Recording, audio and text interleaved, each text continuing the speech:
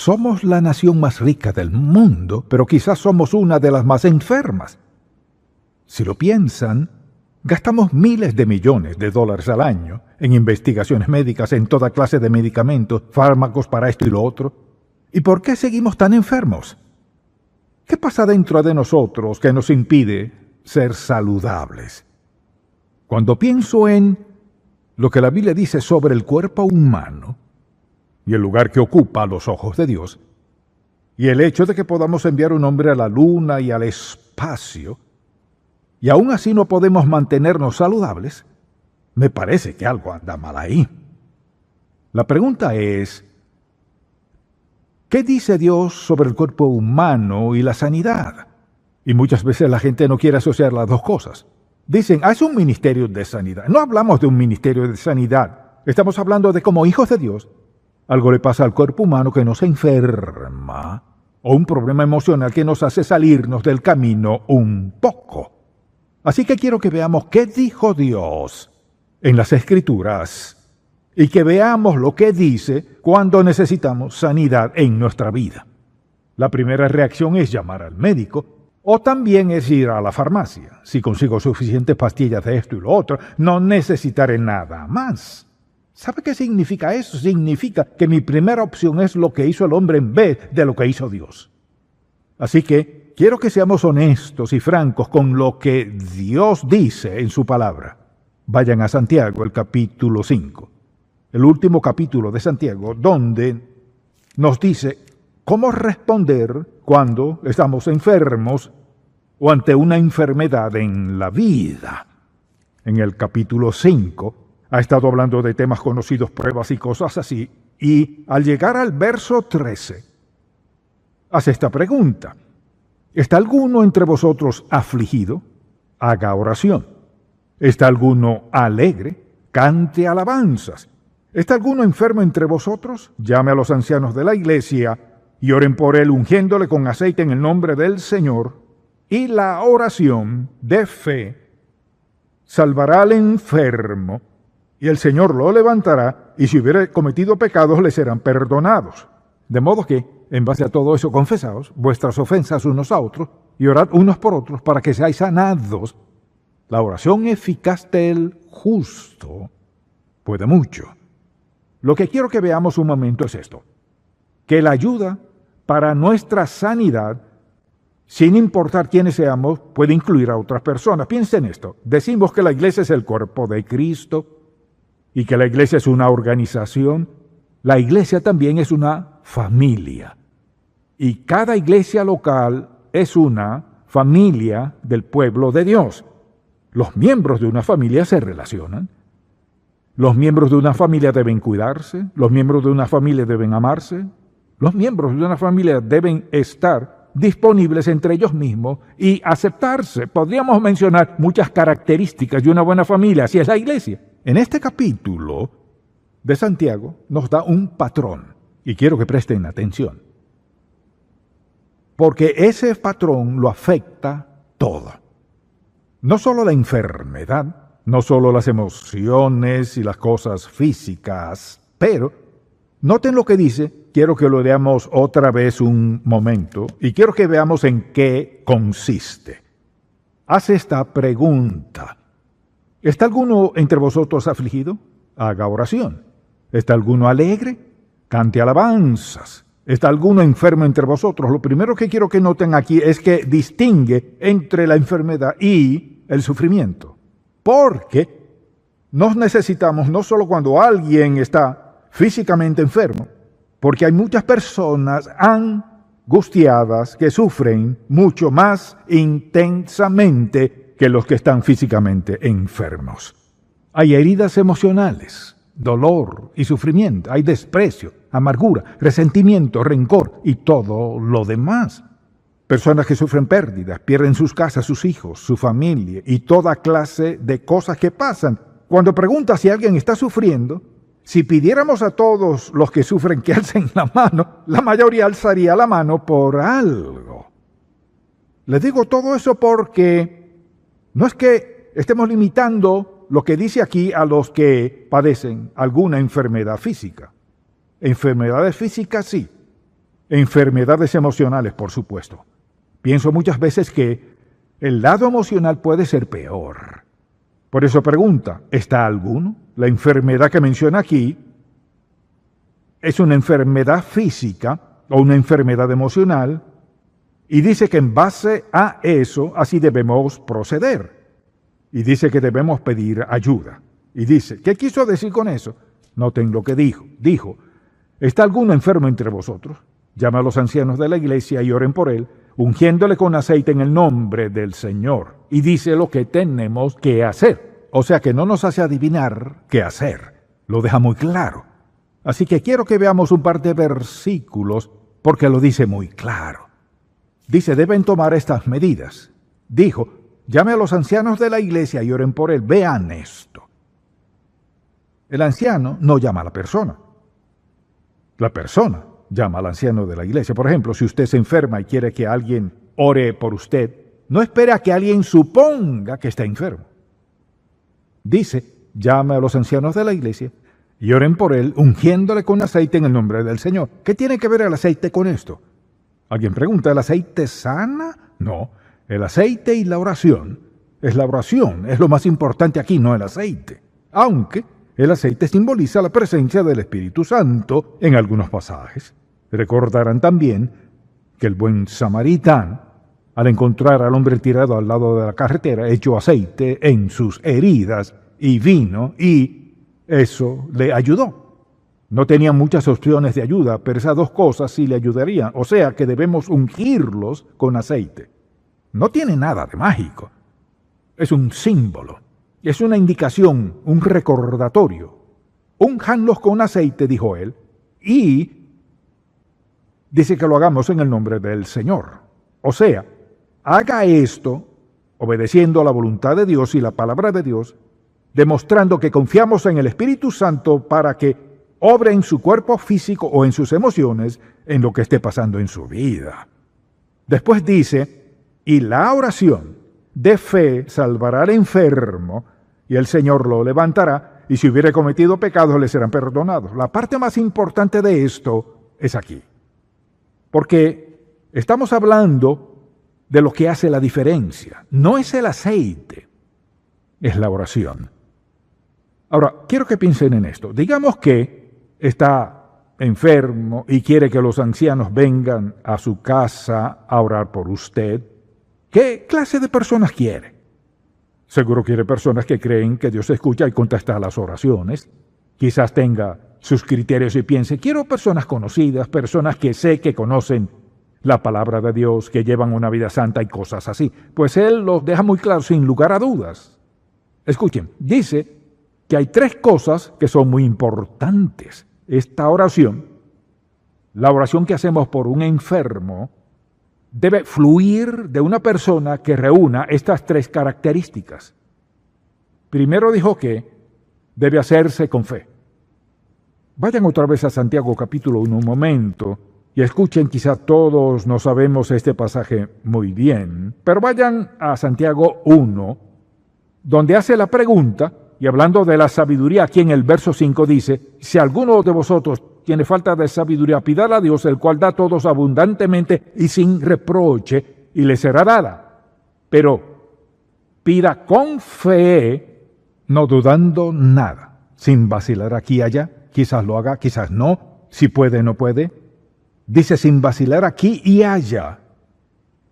Dice, pídala a Dios, el cual da a todos abundantemente y sin reproche, y le será dada. Pero pida con fe, no dudando nada, porque el que duda es semejante a la onda del mar que es arrastrada por el viento. Y dice, no piense pues quien tal haga que recibirá cosa alguna del Señor.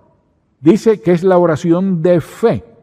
Vean esto, una oración de fe basada en la palabra de Dios. Se basa en nuestra experiencia con Dios. En respuesta a la oración de fe. Por tanto, si ha de haber sanidad, debe haber oración que fluye de una vida de fe. Lo cual significa, vean esto, necesitamos estar en la palabra de Dios continuamente, leyendo la palabra de Dios, escuchándole, dejándole que nos haga recordar, que nos desafíe, que nos dirija, necesitamos la palabra cada día de nuestra vida. Y a decir verdad, escuchen, nuestra eficacia como seguidores de Jesús está ligada absolutamente a nuestra relación con su palabra. Por tanto, si voy a hacer una oración de fe, voy a basarla en la palabra de Dios. Y si llevo 1 o 2 semanas sin leer la Biblia o lo que sea, les garantizo, piénsalo un momento, en su propia vida, si no leen las Escrituras, el nivel de su fe empieza a bajar. Y entre más aparten de la palabra, menos fe tendrán para confiar en Él en los momentos cruciales. Por eso dice primero que esa oración debe fluir de una vida de fe. Y ahora vean esta parte.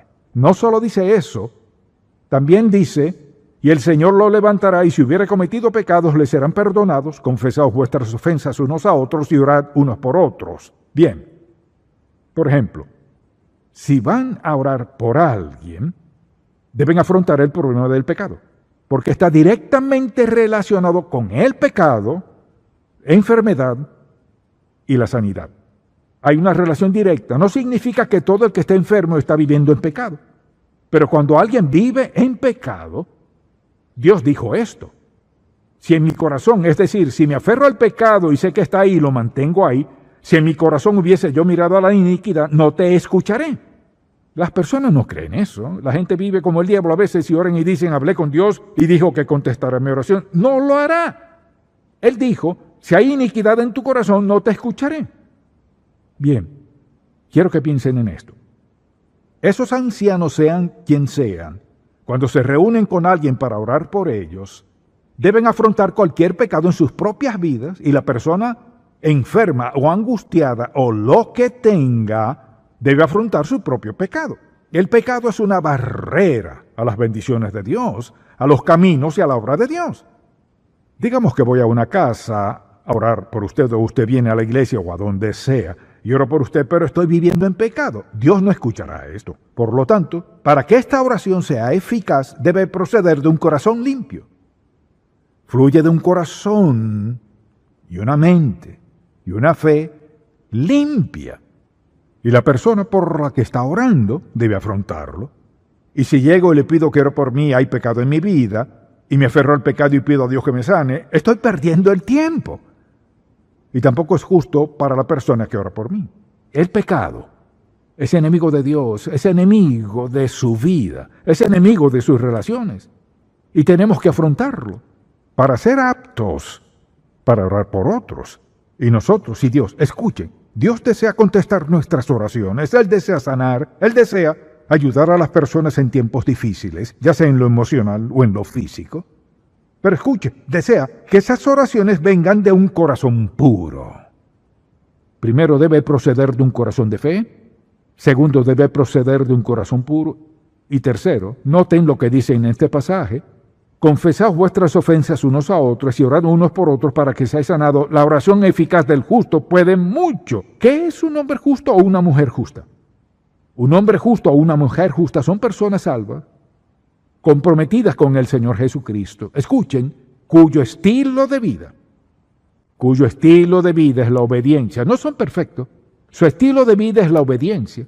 Desean andar ante Dios con obediencia y desean andar en la voluntad de Dios. Escuchen, cuyo deseo de andar en la voluntad de Dios hace parte de sus pensamientos cada día. Es su actitud, es su espíritu en las cosas.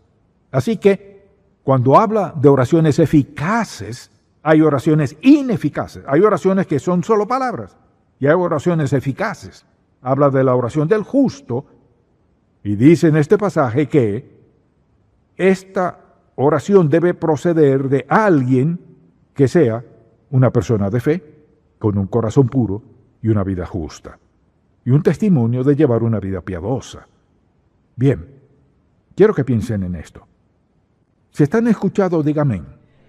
Porque cuando vivimos nuestras vidas confiando en Dios y andando en obediencia a su voluntad, vean esto, significa que cada uno de nosotros es un agente ambulante de sanidad del Dios viviente. Pero para que eso funcione, 3 cosas son necesarias: confiar en Él, o sea, la fe; El corazón debe estar puro. Su estilo de vida debe ser justo. Eso es lo que transforma la vida de una persona. Y cuando alguien dice, ponga cuidado, necesito que ore por mí, acaban de expresar confianza en usted. Acaban de expresar confianza, ojo con esto, en su relación con Dios. Acaban de expresar confianza en su andar con Él, de expresar confianza en su habilidad de comunicarle a Él la necesidad que acaban de comunicarle a usted. Eso hace que usted sea alguien muy especial. Cada uno somos un agente de sanidad ambulante del Dios viviente. Significa que todos tenemos la gran responsabilidad de llevar una vida recta ante el Dios Santo. ¿Qué pasaría en las iglesias si la gente viviera así? ¿Saben por qué no vivimos así? Les daré 10 razones y después todos deberíamos arrepentirnos. Preguntémonos por qué. Aunque tenemos un potencial tremendo, ¿por qué no vivimos así? Quiero darles varias razones y las pondré en la pantalla grande para que puedan anotarlas. Primero, muchos dicen, eso era parte de la iglesia del primer siglo, eso no funciona hoy, así vivían en el primer siglo. Y en la Biblia al final del primer siglo ya no había eso. Segundo, no creen que funciona hoy, no importa lo que hayan hecho en el primer siglo. Piensan, eso funcionaba antes, pero ahora no funciona. Además, ahora tenemos médicos y cosas así. Tercero, tantas personas están avergonzadas de admitir sus necesidades a otras personas. Déjenme decirles, ayer por teléfono escuché a una persona que lloraba y lloraba y lloraba y lloraba. Y tuve que escucarle. Lo único que necesitaban era que alguien los escuchara. También somos demasiado orgullosos para pedir ayuda a los demás. Cuando se crea muy grande, importante, inteligente o rico para pedir ayuda, estará en graves problemas. Y claro, una de las razones por las que no oramos por las personas como deberíamos es por temor al fracaso y al que dirán. Le pedí que orara por mí y no dio resultado. ¿Y ahora qué? Hay mucho orgullo envuelto en todo esto y también nos da vergüenza confesar nuestros pecados a otros.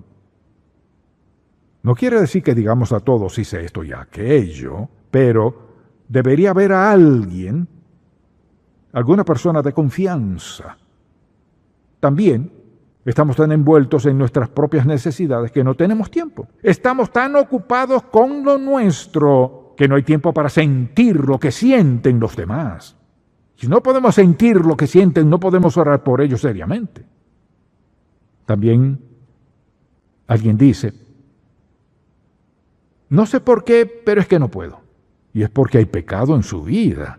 Saben que no tienen fe para creer que Dios pueda sanar a alguien o que pueda ayudarlos a superar algo. Además de las enfermedades, digamos que alguien pierde su casa. Están viviendo un momento emocional difícil. Las cosas iban tal como querían. Trabajaron duro, criaron a sus hijos ahí. En ese momento en la vida pensaban tener seguridad y de repente todo desaparece y no tienen nada. Es un tiempo penoso y difícil. Y lo que necesitan es ser escuchados, amados, atendidos, consolados. Y no darles una respuesta rápida, yo haría tal cosa. Usted no sabe lo que haría en algunas situaciones. Así que de vez en cuando yo haría tal cosa. La respuesta correcta, averigüemos lo que Dios quiere que hagamos, porque Él tiene la respuesta correcta. También alguien dice, es que no me siento digno. Permítame preguntarle, ¿qué tan digno se siente en cualquier cosa? Eso de sentirse digno es un pretexto. No se trata de dignidad, somos hijos de Dios. No podemos dejar que eso nos moleste. Y por último, no lo hacemos porque es más fácil mandarles una tarjeta deseando que se mejoren. Olvídense de orar. Si se meten en graves problemas en la vida, ¿conoce a alguien hoy que podría llamar y decir, la llamaré a ella o lo llamaré a él porque sé que orarán con fe Su corazón es limpio, lleva una vida piadosa y creo que Dios contestará su oración. Todo creyente necesita una o varias personas en su vida que satisfagan esa necesidad. Piénselo, la iglesia es una familia, donde nos cuidamos, amamos, apoyamos, nos ayudamos, siempre hacemos cosas unos por otros, y creo que Pablo menciona como 11 o 12 veces de ellas en sus epístolas. De eso se trata la iglesia, de nosotros. Por tanto, quiero desafiarlo, cualquiera que sea su iglesia. En la iglesia donde asiste, hágase la pregunta: ¿se permite usted ser un agente ambulante de sanidad en esa familia? Somos eso. Es nuestro mejor testimonio. Agentes ambulantes de sanidad para el dolor, las heridas, el sufrimiento, las penas, las pérdidas o lo que sea. Porque conocemos al que puede cambiar todo eso, a Jesús. Si nunca le ha recibido como su Salvador personal, está perdiéndose lo mejor de la vida. Si nunca lo ha recibido como su Salvador, ¿qué clase de relación tiene con Dios? Ninguna. ¿Tiene idea de lo mucho que Dios puede usarlo si le permite enderezar su vida? Todo empieza al pedirle perdón por sus pecados y al rendirle su vida a Él, que le pertenece a Él. De todas maneras, al rendirle su vida y dejar que guíe y dirija su vida cambiará, será más feliz, habrá gozo en su vida. Entre más entregue su vida a Dios, Él le dará más a cambio. ¿Por qué desperdicia su vida en usted mismo, si Dios puede transformarlo y a la vez cambiar la vida de los demás? Esa es mi oración por usted. Padre, estamos tan agradecidos por tu maravillosa paciencia y entrañable misericordia. Pedimos hoy que el Espíritu Santo inste a cada uno de nosotros que tenemos una responsabilidad de ser uno de sus agentes ambulantes, mediante los cuales tú puedas cambiar por completo la vida, el futuro de alguien, mejorar su salud, fortalecer su relación contigo. Y pido que cada uno de nosotros decidamos estar disponibles para que nuestras oraciones sean como la oración que menciona Santiago: eficaz, ferviente, fuerte, sincera, que cambia vidas. En el nombre de Jesús.